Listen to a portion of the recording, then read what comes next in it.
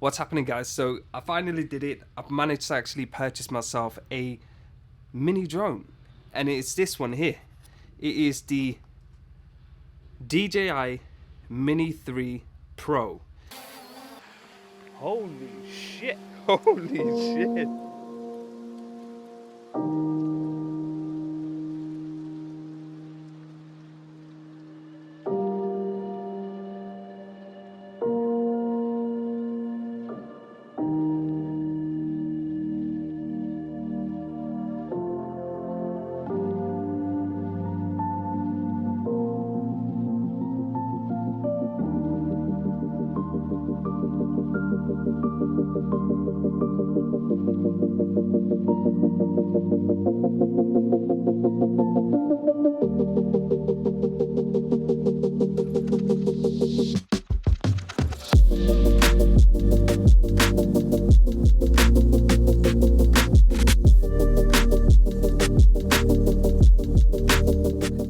And it definitely is a probe. It's got 4K up to 60 frames per second. It's got a flat color profile. It's got 10-bit color. And at the same time, you've also got new features such as the vertical shooter, which is insane, I tell you. Let's get into it. So it is the DJI Mini 3 Pro. I'm not actually going to tell you all of the nitty-gritty features about the specs and all that. If you're actually interested in that, I'll put the headline features up in the sideline here. And if you really want to actually look about more into depth about that, I'm pretty sure there's more videos out there. But mainly, I'm just going to be talking about my experience using this, because I have flown this now for a couple of days. I've racked up a couple of miles onto it, and this is just my experience using this drone for, I'd say, about 48 hours.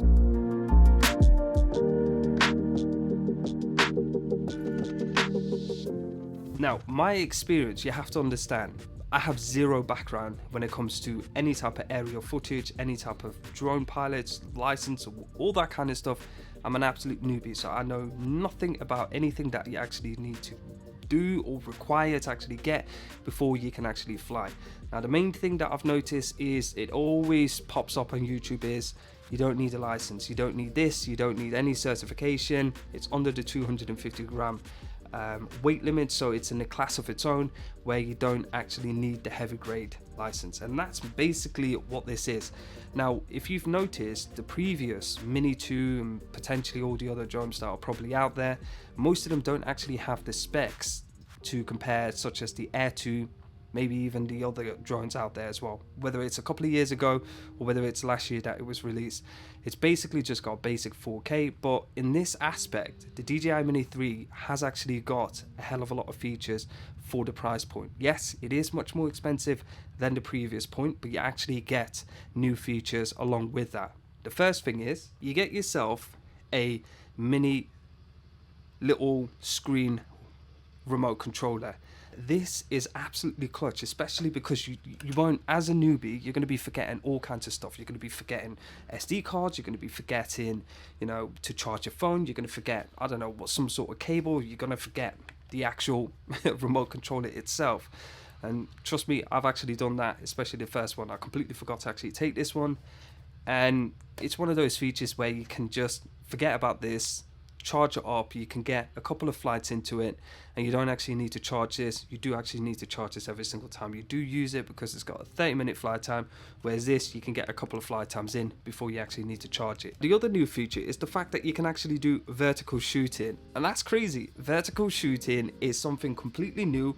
And I gotta be honest with you, I'm the kind of person that actually don't really care about vertical shooting, but more and more businesses, more and more small companies or big companies are actually invested in this TikTok, freaking Facebook, Instagram platforms, YouTube shorts, and they want short form content. And an amazing way to actually get short form content where people are actually going to be reeled in and actually really interested in it is aerial footage. It's a different perspective than just you use your point and shoot mobile phone camera. Most likely, as every other drone that's going to come out now will actually have that feature built in.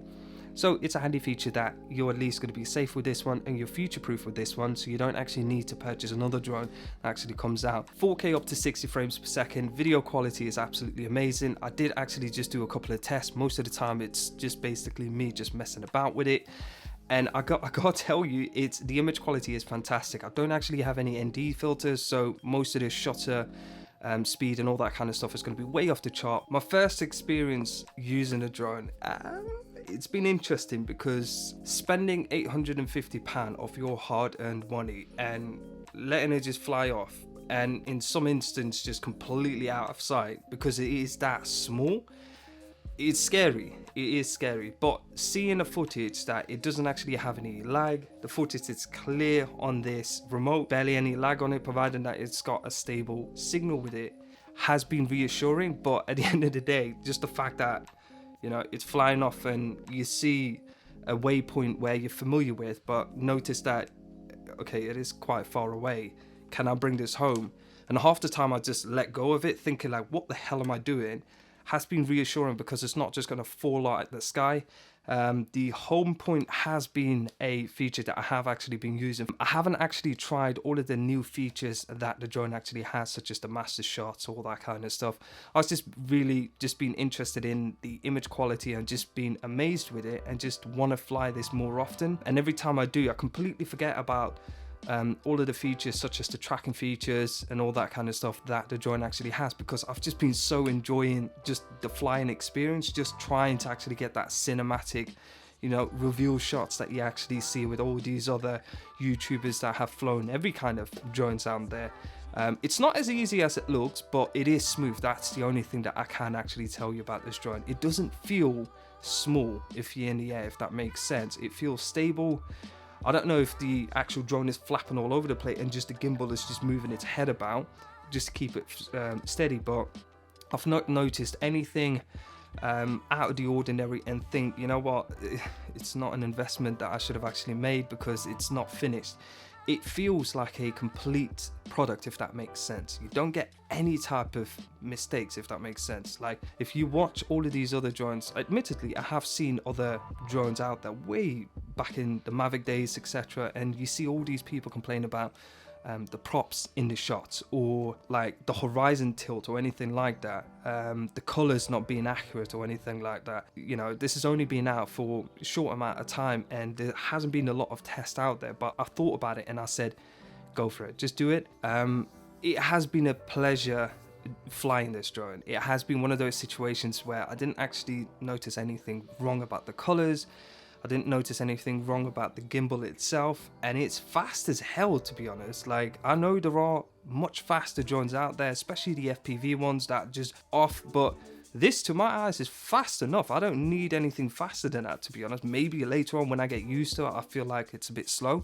The only thing that you do realize when it's kind of slow is when you're out and about way up in the sky, then everything does feel a bit slowish, but that's plenty enough for me because I'm not here trying to chase this FPV type of style of drones.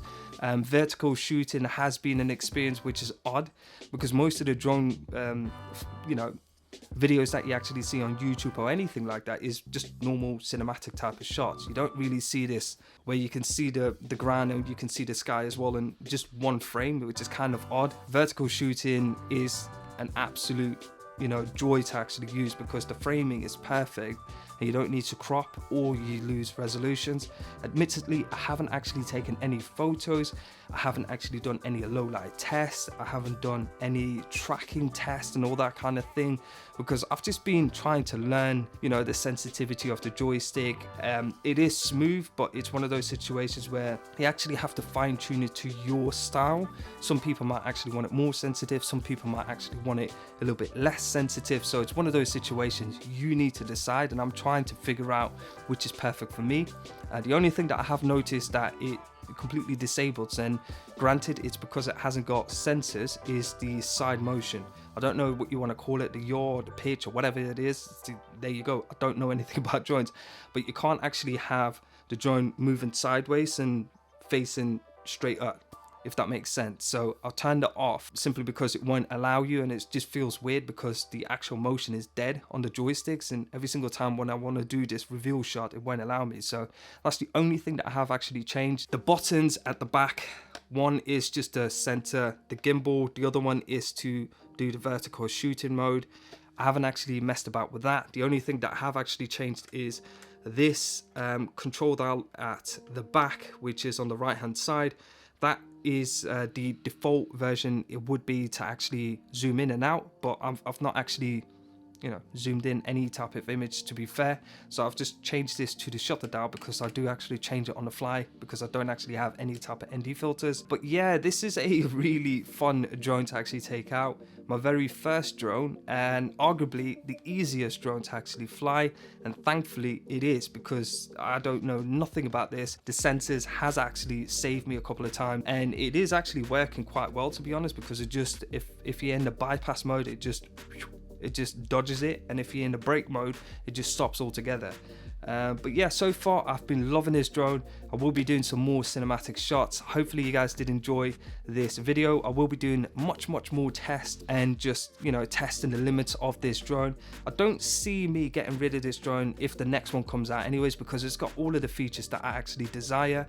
4K, good quality 4K. It's all well and good you saying it's 4K, but if it's not good quality 4K, what's the point? 4K, and if I really need to slow it down, if it's windy or anything like that, you can shoot up to 60 frames per second and really slow it down. You've got flat color profile, 10 bits color as well, so at the end of the day you can actually have some leeway into stretching the colors, and the features such as vertical shooting has been fun to actually experience. So hopefully I will be doing some more videos about that. Hopefully I will not be crashing this one. I didn't actually purchase the fly more kit. I might actually do that because every time I do fly I want to fly some more, but then the battery dies. But yeah, so far it has been fun. I will be testing this out, so stick around because you will be getting a lot of drone footage on this YouTube channel. Until then, I'll see you guys until the next one.